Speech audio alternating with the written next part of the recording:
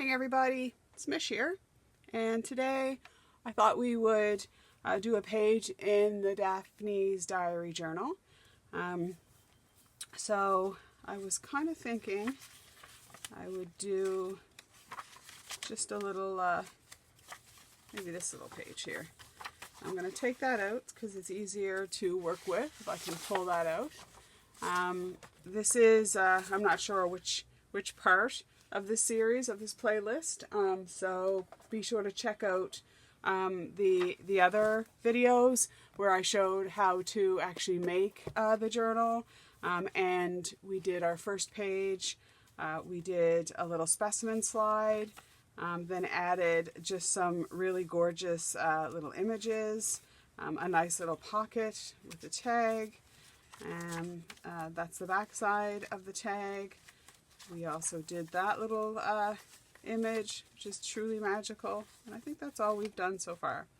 Today I thought we would just work on one of these side panels, and I was flipping through the magazine and saw that in the back of the issue 3, 2023, there are these patterned papers that you are intended to make a garland, but I'm not going to do that. I'm going to use that as a background paper, and I'm also going to do a little something with these beads.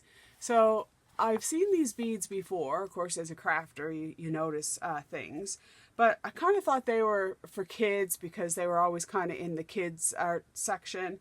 But when I saw those beautiful beads and kind of how they melt down, well, of course I had to give it a try. So I ran out to my local craft store and I bought like a mixed container of all kinds of different colors. So that's kind of what they look like. And then I proceeded to try to melt them down. So I got all these lovely little beads, but these had a certain thickness. And when I looked on there, I saw some of those are a lot flatter. Well, how do you do that? I'm not sure you can see this. Which way do I go? They're about that thick. But some of these are quite flat. So I burnt a number of beads, and because I waited too long and the plastic melts, I then waited a certain length, but then they were melted. So that I turned down the temperature, but they were melted and there was no eyelet so that you could string them. So one thing I saw that to get them, or one thing I noticed, that when you want to get them quite a bit flatter, then what I did was I took the little tray that I was baking the beads on, this one here, which is, I don't know, probably 8.5 by 10. And once they came out, I set another piece of, and you want to make sure you've got parchment on your pan or they'll stick to the pan. But then you put another piece of parchment on top and gently press down. And when I did that, I got a much flatter bead. Now, it's hit and miss to how thin you're going to get them. Sometimes I flatten them right out, and sometimes I got them perfect, like this little white one, which I think is like a great thickness. So I wasn't exactly sure what I was going to do with them once I got them all prepared. So I am using them in some dangles, and I think I'll do a video just on grabbing some of my jewelry stuff and making some dangles, because I want to make one for the side of the journal anyway. So maybe we'll do that on a future video.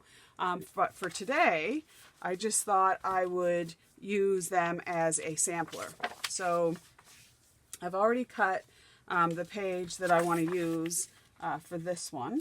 So I'm just going to get that down with just a little bit of Elmer's glue. It does, actually what I'm going to do, I think, is use some tape runner because I want the middle to adhere quite well, because I'm going to put some beads on in a pocket, so I want it kind of hard down. But on the sides, I'm just going to use some Elmer's glue. just run that along there, which I find it works. If you don't put too much on the paper, then it doesn't really warp the paper too awful much. Okay, so I didn't really have any preference as to what side I put down, so I'm just going to line up that outside edge and lay down my background. Okay, so then I decided that I would make some pockets. So the pockets that I made were 4 1/4 by 3, and then on the 4 1/4 side I scored at 3/8 and an 8 on each side, 3/8 and an 8, and then on one side, on the 3-inch side, I did 3/4 and an 1/8. So then what you do is you have something, you end up with something like this, where I've cut out this portion here.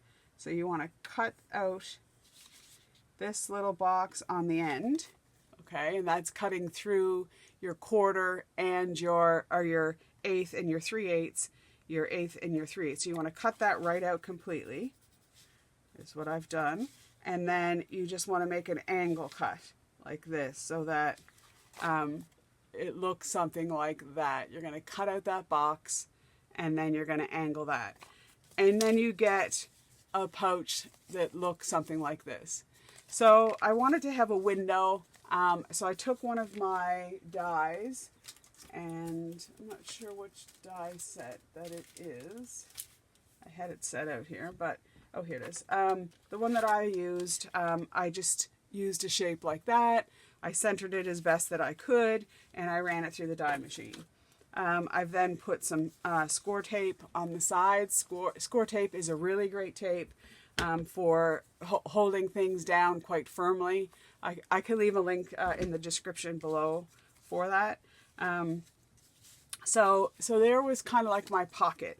And the reason I did an 1/8 is because that allowed me to have some flaps that I can secure down on the page, but I also had a little bit of room because I have something that's going to be quite thick, a bit dimensional. So we're going to add that. The other thing that I did is I got a piece of acetate, and to fill in the window, I just again put some score tape on the sides. You can get this acetate. I can leave the link below. But you can save it from packaging. If you had laminating sheets, you could run the sheet through, and that will give you a bit of acetate. So now I have I don't know, a little window, which is really cute. And I made 2 of those. So I made an orange colored one and a yellow one.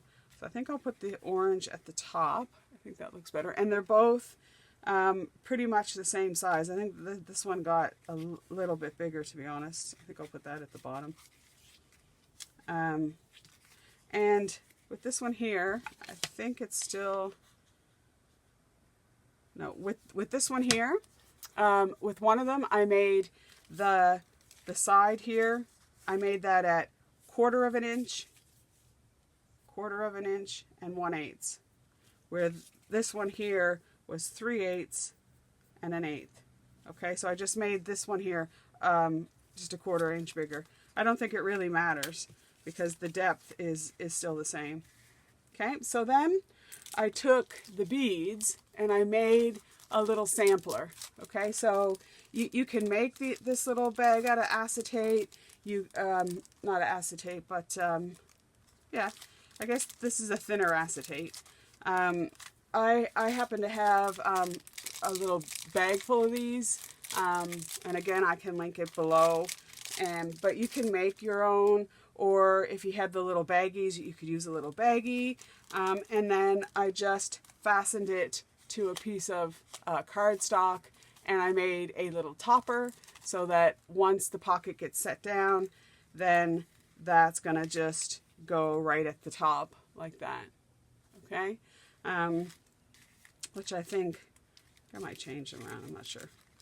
We'll figure that out.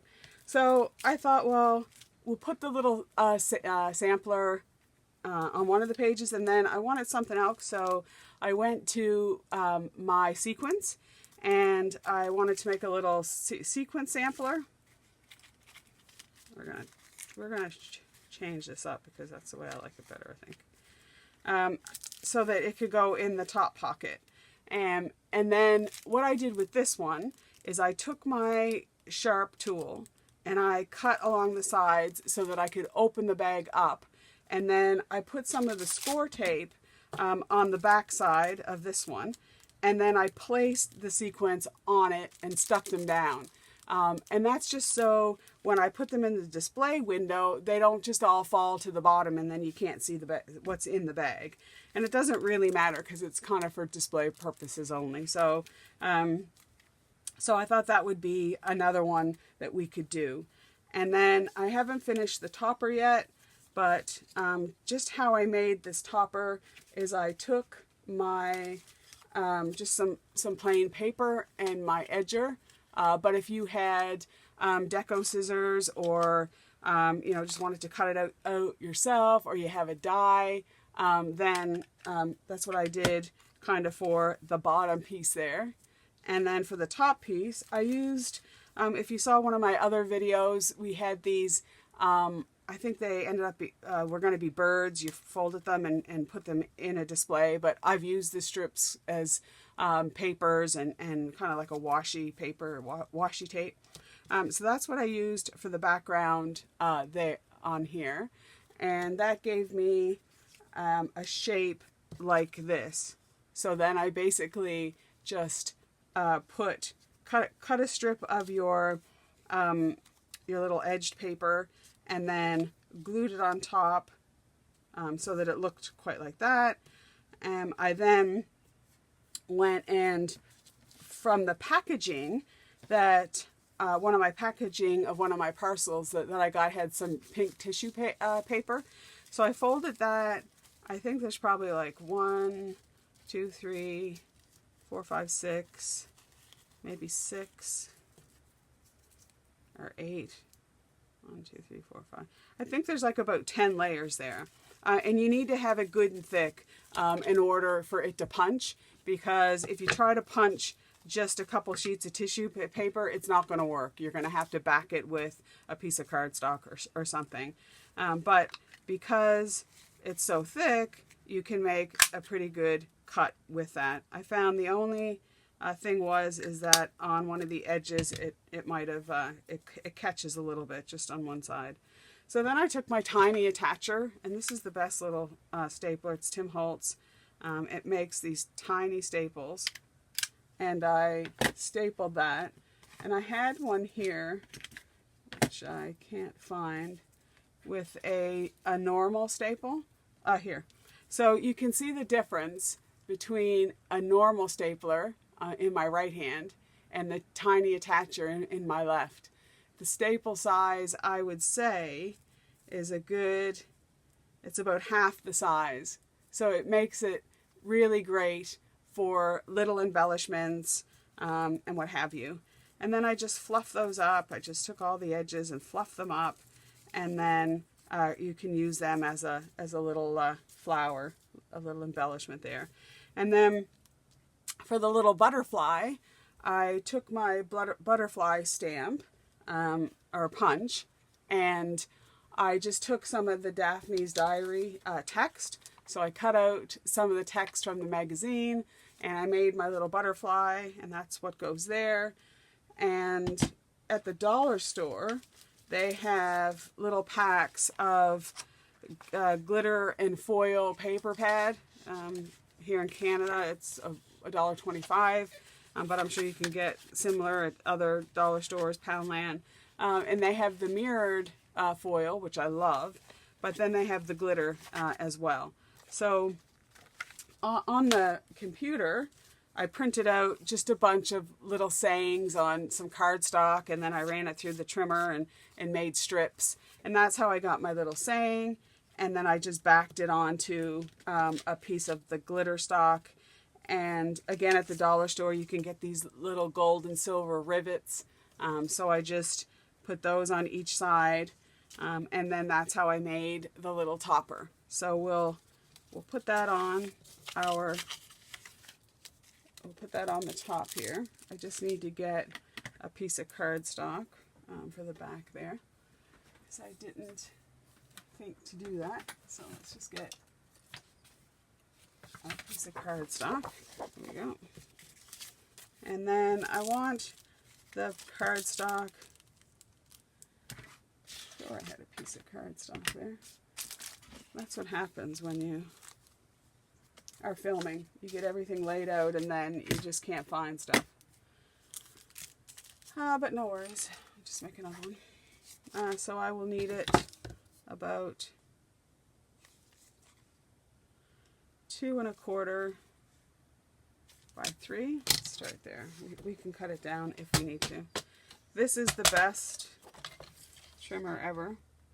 I love this trimmer because it has a metal line that runs down, so you kind of can line up where you want your cut. So if I had a little bit of a pencil mark there, I could line it up on that line and I would be able to cut that no problem. That's a Fiskars, and I've had that a long time. So let's see what this is going to look like. So I want it about like that, and then we can just attach that. And this one here doesn't need, it just can have a normal staple. It's not going to be seen. So get that down. And then with this one, I think I'll just attach that with some score tape, because score tape has a good bite to it. And we only want a little piece, meaning a thin piece, because we want that to be able to overhang our pouch a bit, like that. So we're just going to put a bit at the top of the pouch, like so. And then we'll line that up kind of even. Let's turn it over, because I think we can see better if we have a little bit equal on both sides. Okay, so we'll do that. And then for the back side, I just made a plain little piece of paper. The back side's probably not going to be seen much, but I did want to cover it. You don't have to. You could just leave it like that, and that would be fine. But I felt that I would like to do that. So just going to, again, put a little piece of score tape on the back at the top so that it doesn't affect how it slots down. And just stick that down. I just love playing with stuff. I'm telling you, I could spend hours here. And sometimes I do. And then I go out and the kitchen's a mess and I need to vacuum. And okay, so there's our pouches. So I didn't want to put that on that because I thought it was too much of the kind of deep light yellow, orange, I guess, deep yellow. And then put that down on that one. But I think I will. Gosh, I can't decide. I'm so undecisive sometimes. I think I'll do it this way. So I'm just going to take off my paper edging. And I'll lay down the bottom one first. So I want it to go about there, I guess. Let's make sure it's straight. Okay. So there's our first one down. Put our little bag, our little sampler there. And if it's a little bit high in places, I didn't secure these down in any way, but there were so many of them that they just don't really slip down much and pool at the bottom like the sequins would. So then I want to put the top one going here. So we'll get our score tape off and get this one down. So I want to line it up the bottom one, but leave a little space so that you can open up the bag if you want, but leave space for the topper. And what about there? All right. Oh, isn't that cute? Okay, well I think that is really sweet. So let's pop that back in somewhere. It doesn't really matter where, but let's put it in here. So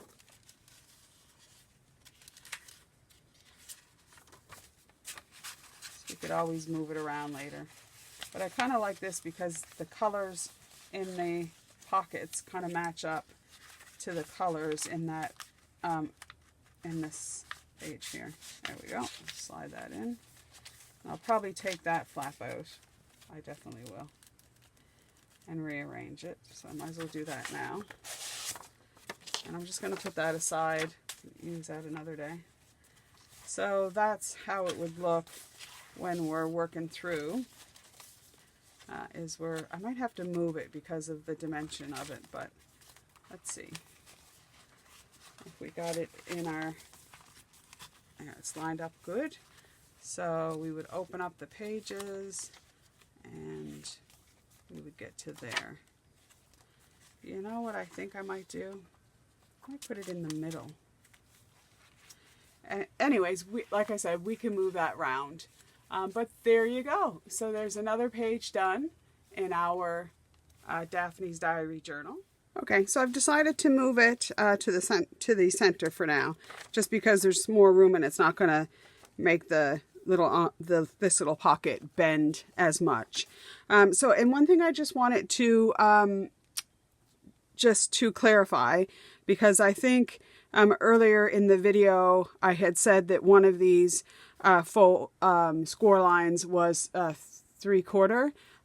So just to be clear, that all the score lines you can get away with just 3/8 of a score and then an 1/8. That way you have a little bit of space. You just want to make sure that all your score lines around the 3 sides are even. So I just wanted to clarify that. And I just wanted to give you a little closer look at that. I'm not sure if you can see that, but it's just sweet. So yeah, so I think we'll stop there because I've noticed the video is getting on to be over 20 minutes and YouTube says that people like the shorter videos. I'd love for you to comment and let me know what you think. But if you've liked today's video, please hit the like button. And if you haven't subscribed, I would love for you to subscribe. So, that's it for today. I'm going to say bye for now.